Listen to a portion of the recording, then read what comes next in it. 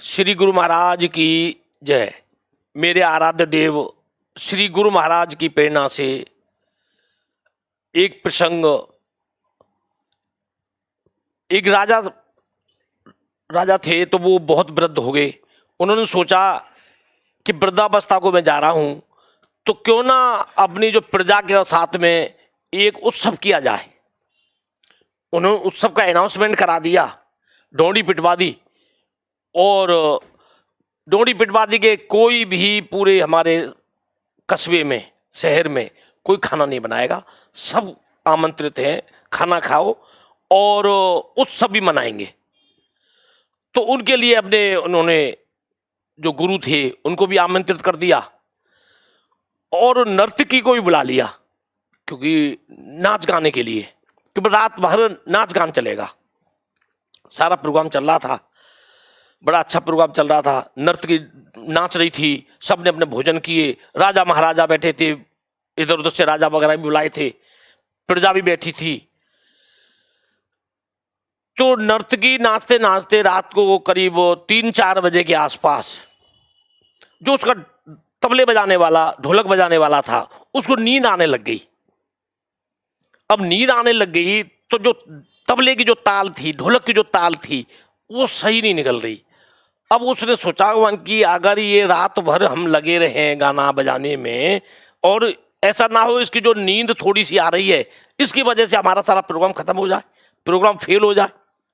तो उसने एक दोहा गाया उसने, और दोहा क्या गाया भक्तों कि बहु बीती थोड़ी रही, बहु बीती थोड़ी रही, पल पल बीती जाए, और एक पलक के कारणे कलंक ना लग जाए।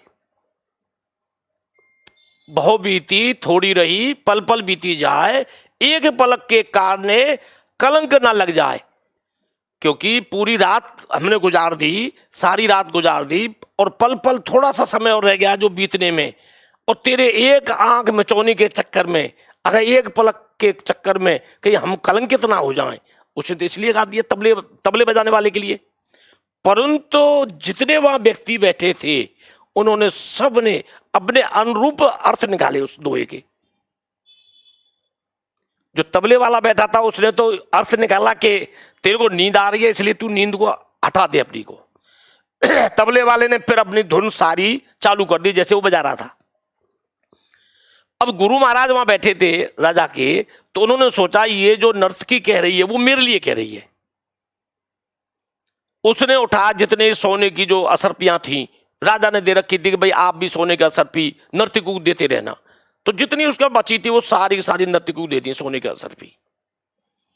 गुरुजी ने सोचा कि मतलब मैं सारी जिंदगी तपस्या करता रहा, भजन करता रहा जंगलों में जा जाके, और एक नर्तकी के नृत्य के लिए मैं अपनी साधना को भंग कर दिया, साधना को खत्म कर लिया, और मैंने अपने आप को कलंकित कर लिया। गुरु महाराज तो ये सोच रहे थे।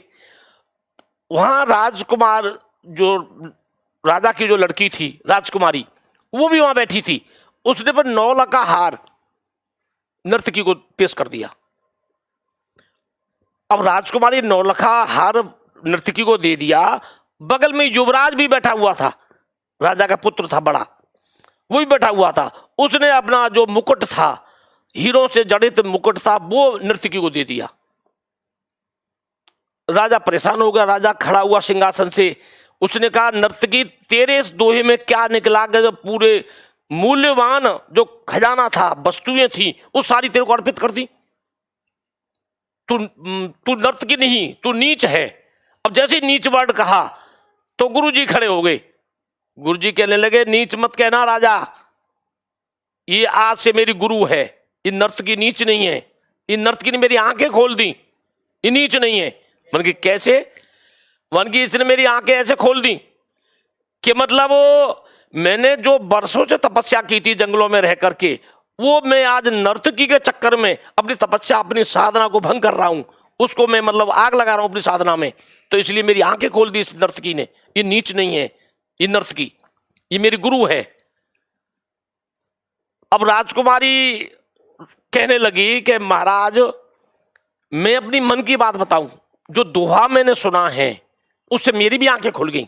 मन की तेरी आंखें कैसे खुली कि राजा साहब मैं रात को ही आपके मोहब्बत के साथ, क्योंकि आप तो मेरी शादी कर नहीं रहे थे, मैं युवावस्था को हूं, आप मेरी शादी नहीं कर रहे, तो मैं उसके साथ भागने वाली थी।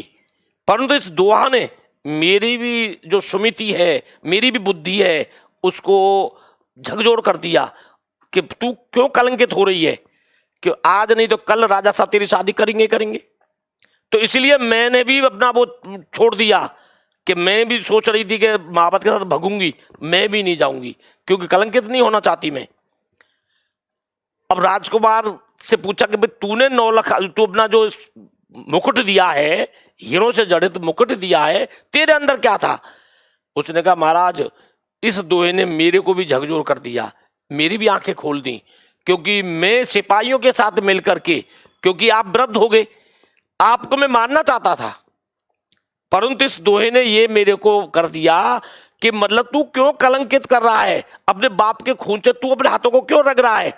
आज नहीं तो कल ये सारा राजपाट घर मकान सब तेरे ही है, तू ही लेगा इनका, तू ही मालिक होगा, तू क्यों मतलब इसके वो कर रहा है, क्यों कलंकित होना चाहता राजा के खून से? तो महाराज मेरे भी बुद्धि खोल दी। राजा साहब भी खड़े हो गए, कहते हैं कि बुद्धि मेरी भी ठीक हो गई, क्योंकि जिसकी बदौलत आज मैं, नर्तकी के बदौलत मेरे गुरु महाराज ने कहा कि अभी मेरी गुरु है, तो सबसे पहले फिर मेरी भी गुरु हो गई, क्योंकि मेरे गुरु हैं और गुरु की गुरु तो मेरी भी गुरु है, क्योंकि मेरी बुद्धि जो खराब हो रही थी वो ठीक हो गई। कि मेरे को चाहिए था कि मैं अपनी लड़की की शादी धूमधाम से करूं। लड़की को बुलाया, बेटा इस दरबार में बहुत राजा हैं, तू अपनी इच्छानुसार जिसके गले में तू माला डाल देगी वो तेरे साथ, उसके साथ मैं तेरी शादी कर दूंगा। राजकुमारी बड़ी खुश हो गई। फिर युवराज को बुलाया कि बेटा आज तेरा राज्याभिषेक करूंगा मैं, राज्याभिषेक करने के बाद में मेरे को मतलब वृद्ध हो गया हूं, इसलिए मैं मतलब संन्यास ले लूंगा आज के बाद। तो महाराज ये देखो परमात्मा एक दोहे से कितने की बुद्धि चेंज कर दी, कितनी की बुद्धि बदल दी और कितनी रास्ता साफ कर दी केवल एक दोहे से। अब जब नर्तकी जो नृत्य करती थी पैसों के लिए, उसने कहा कि जब ये बताइए मेरे एक दोहे से राजकुमारी का भाव बदल गया, राजकुमार युवराज का भाव बदल गया, हमारे गुरु महाराज का भाव बदल गया, तो तू क्यों नहीं बदल सकती? उसके भी वैराग्य पैदा हो गया नर्तकी के। उसने भी कहा कि जिसकी बदौलत आप सबने सब छोड़ दिया अपना अपना, तो मैंने भी आज नाच गाना छोड़ दिया और मैं भी परमात्मा का भजन करूंगी, और परमात्मा का भजन कर करके मैं भी आपकी तरह ही संसार से मुक्त हो जाऊंगी, मोक्ष प्राप्त करूंगी। नर्तकी का उसने भी छोड़ दिया सारा कुछ, क्योंकि आज कोरोना का युग चल रहा है, कोविड-19 महामारी का समय है, तो इसलिए आप भी कलंकित ना हो, अपना घरों में से कम निकलें और दूसरों की भी रक्षा करें, दूसरों की भी सहायता करें और दूसरों की भी भलाई करें, इसलिए अपने आप को कोरोना से बचाएं। बोल श्री गुरु महाराज की, श्री गुरु महाराज की, श्री गुरु महाराज की, आज के आनंद की, सभी भक्तों की जय। श्रीमन नारायण, नारायण हरि, नारायण हरि।